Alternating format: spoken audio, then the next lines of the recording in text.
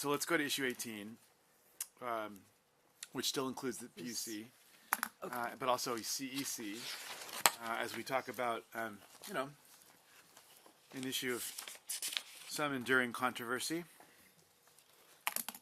Diablo Canyon, and other related issues. So we've got Alicia Gutierrez, who's here to present from the Energy Assessments Division, CEC. Yes. Yeah, great.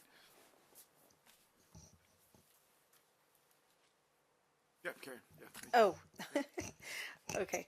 So we are requesting a minimal amount, 319,000, for two staff that will deal with ongoing requirements that were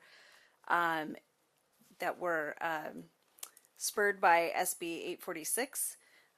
Those include quarterly reporting on reliability and some of our other requirements that feed into those quarterly reports, such as modeling of new resources that are tagged to system reliability. And then we also have a biannual update on our load flex goal for the state, so that comes in a form of a report with our IPER. Yeah, we're requesting the two funding for two resources ongoing, and that will help us meet the ongoing requirements of the bill. And I understand. And then PUC has 5 FTE. That's right, to convert from limited term to permanent, and 2 new positions. Okay. All right. Now look, this was a very controversial issue when it came before the legislature, and there was a lot of reticence in terms of passing the bill. You know, the argument kept being made that this was necessary for the state's electric reliability, and that there was going to be a robust effort undertaken to find alternatives and quickly transition. You know, it was going to reduce demand on the once-through cooling plants, and yet, you know, those have continued. A number of my colleagues, are unhappy about kind of commitments made and where things have gone since then. So I want to just get a sense of okay, first of all, is it your? I mean, are we still? Is it in your from your perspective? Are the conditions still substantively similar to when we passed the bill? And how do you see the interrelationship between the state's electricity reliability and the option of Diablo Canyon as an energy source? Do you want me to? Yeah, so I think maybe CPUC will start, and then Alicia, if you want. So, and you know, Deputy Executive Director Tesfaye is very close to this issue because the team in Energy Division works on our reliability modeling and forecasting for Diablo Canyon and all the resources. So I'll go straight to you. Yeah. So the reliability outlook does look very promising, though there are some uncertainties that the Diablo Canyon power plant really their continued operations allow us to really mitigate. So our modeling analysis shows that the system as planned will be reliable out through 2040, for that's the latest year we have modeled. But that being said, there are still a number of uncertainties. So for example, every year we're watching our hydro levels, and so if there's low hydro or transmission availability, that could really change the picture, especially in the summer months, which are the most critical. And there are a number of other factors that we look at for that, which include, you know, sustained high temperatures, resource delays, supply chain, etc. That being said, you know, I do want to acknowledge that, you know, last year we brought on yet again another record number of new resources onto the system, over 7,000 megawatts, and that has been through our load serving entities and the orders that the California Public Utilities Commission has required for them to bring online. We don't just take a passive approach there. We have also developed the Tracking Energy Development Task Force that we manage in cooperation with the Energy Commission, Governor's Office of Business and Economic Development, and the CAISO, where we are working directly with developers to troubleshoot and help bring those resources online, and that has shown a lot of success. So even though that we have a positive outlook, in particular for this summer and for the next several years, we do want to be able to try and plan for those high heat events, extreme temperatures, and west-wide conditions. And so right now, having the Diablo Canyon power plant available for the next several years is able to help us really mitigate that and have a strong platform moving forward. With that, I want to turn to Director Gutierrez from the CEC to see if she has anything else to add. Yeah, the only thing that I will add is that in addition to the high heat events and hydro conditions, we're looking at those coincidental events and the potential for those. And that's where we want to try to stave off any reliability issues when they're compounding events. So if there's a wildfire, for example, and it takes out a transmission line, then we might be in a situation where we're looking for contingency resources. I did want to respond to one of the points you made about once through cooling plants, and we have been tracking that very closely, and those have been relied very, very limited, but typically in high heat events. But the capacity factor in which they're operating has been reduced significantly, I think, since. But part of the commitment that was made was that there'd be an effort to shut them down in return for keeping this online, and I know that in a number of cases that doesn't seem to be proceeding. Yeah, so we are tracking that very closely. Several are on track to retire at the end of 2026. But do you know which ones? We have Ormond, Huntington, and Alamitos.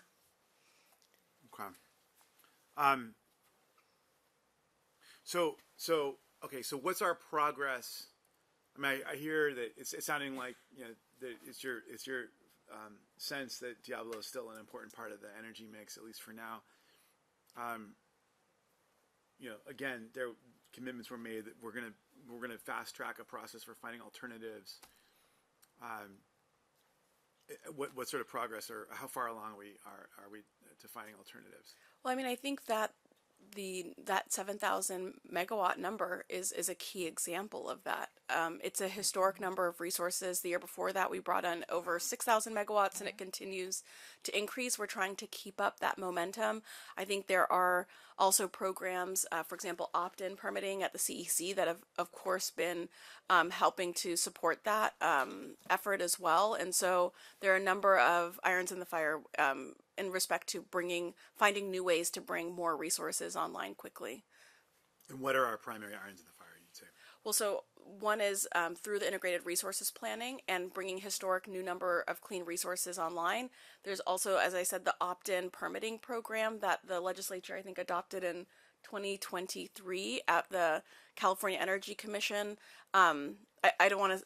Elizabeth is still here, maybe, but Elizabeth Huber is the director over that program, and they have, I think, 6 or 7 projects that are in the hopper for that right now, with the Darden facility that Director Bohan brought up earlier, up for a potential approval in the very near future. Very large solar and storage project that's in Fresno area, and so I think that that opportunity that the legislature created to have a state process for permitting, as opposed to the existing local processes that have had some challenges, was really a clear pathway, and we're starting to see the fruits of that piece of legislation and that opportunity.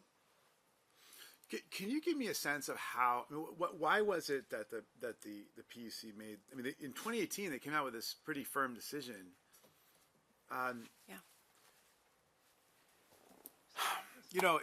It's and again, I don't think we should be afraid to change course when circumstances when circumstances make that necessary. But it does feel. I guess I love your thoughts on that history. Like, why was that this decision was made? I think what happens is, for people in the general public who care about this issue, they kind of felt like the rug was pulled out from under them. A decision was made, and then the ground shifted. in spite of all the progress that had been made over those between 2018 and 2022 with regards to energy generation in new areas, was it just that we weren't making enough progress? I would say first and foremost, the legislature passed SB 846, and we worked expeditiously to implement that by allowing for the extension of the Diablo Canyon power plant. So we were trying to be responsive to the legislation. But that was in addition to that, insistence of the administration. in addition to that, through our integrated resources planning process and our tracking of new resources coming online, we saw a number of slowdown factors, including supply chain for resources, supply chain of resources, and people to build those resources, in particular impacted by the COVID-19 pandemic that caused a slowdown. Yeah. And so we were tracking that and, addressing that data by, extending that power plant. Yeah. All right. Part of what's tricky is that these, I think we're all kind of grappling in several areas of the budget right now with estimates and assumptions that were given to us not too long ago that have now proven wildly inaccurate in other areas and some other budget subs. Okay. And it makes all this work a lot more nerve-wracking because we're kind of trying our best to receive the information from subject matter experts, and yet then within even a year in some cases, something that was going to be $3 billion is now $9 billion. So that's one of the many challenges that I think we're facing as we're evaluating these recommendations that you bring before us. So, Senator Blakespeare. Oh, okay. So this is, but effectively, the idea here is to kind of continue on with the workload, and then do you have a kind of a sense of the history of the like what should we know about the medium term plan for the plant at this point? Medium term being till, I don't know, 10 years, 20 years. I mean, what is, there's been a bit of a whipsaw. It was true, it was a legislative bill, but it was asked of us. Let's be really clear. Mm-hmm. I think we all want to take the administration's and all your word for it when we're told that this is necessary. But anyway, with that in mind, what would you say is what insight can you give us as to the near and medium long term plan for the plant? So, I mean, first and foremost, we're working under the statutory deadline of the plant will go into shutdown in 2032, correct? Is that when it would begin? Shutdown takes some time, right? Right. But given that that's the statutory direction, that is what we are working towards. And okay, so you don't anticipate that. You don't anticipate the administration coming back for an additional extension, or? It's pretty hard for us to forecast that. I can also speak in respect to this BCP with the staffing. Even after a facility like of this magnitude shuts down, there are many things related to the operations and the shutdown procedures that take decades, and that is something that the CPUC does oversee, and then the staff will be working on that as well in order to safely shut down a facility like this. There's of course a lot of materials that have to be stored near that site, etc. So this staffing that's required is to be able to support that ongoing operation, even if the facility is not contributing to reliability. How and to what extent is it contributing to reliability right now? How much is it putting onto the grid? Yeah, the facility is over 2,000 megawatts, and that is serving in a base load capacity. Mm-hmm. So not an intermittent resource, and so it has a very specific profile on the system. In addition to that, the Commission and the Legislature have taken steps like, for example, AB 1373 related to central procurement that was adopted, I believe, in 2023. And, that bill created, tools related to development of other long lead time resources, some of which have similar load profiles to nuclear. So, for example, geothermal was included as part of the AB 1373 opportunity for central procurement. Geothermal also has that base load profile. So we are steadily working towards build out of resources that could replace Diablo Canyon. So once that legislation was passed, it required the commission to come out with a decision by September of 2024. We met that deadline. The legislation also required us within 6 months of that decision to send direction to the Department of Water Resources to start on that process. That decision specifically put allocations for 3 types of resources, kind of 4 types of resources. I would say long duration energy storage, and there were 2 different tranches there, 8-hour plus, and then a longer lead time, 12-hour and multi-day seasonal. So it's kind of like 2 categories, and then geothermal and then offshore wind after that. So there have been a number of steps taken by the legislature and the commission to be able to bring the types of resources online that can replace Diablo Canyon. Okay. All right. And okay. But yeah, I mean, it's hard to predict, but yet it's not that far away. The expiration date. You're right, and that's why our modeling happens kind of all the time in order for us to be able to forecast the next year, the next couple of years. Yeah. Do you guys have any thoughts on some of the persistent seismic concerns that continue to be raised by skeptics of the plan? I mean, how much that, what your best understanding is of the latest testing and the seismic risk with the fault line under there? There is a safety committee that is appointed, not CPC employees, like separate from our commission, that include the Geologic Survey and other experts. And at this point in time, we have not seen any kind of reporting that shows that there are actual seismic safety issues at Diablo Canyon. That committee would have the responsibility to bring it forward so that everyone would be able to understand the extent of the risk. And there's seismologists on the committee. And, Yes.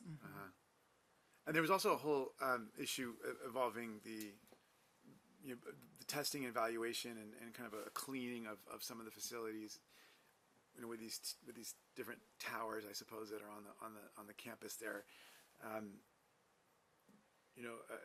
Any sense of how there's a lot of activists that continue to think that are making the claim that the plan has been kind of inadequately responsive to their concerns about testing. Comments or thoughts on that? I think that would also be a matter for the safety committee to look at. And again, it would be their job to bring it to our attention and the attention of PG&E.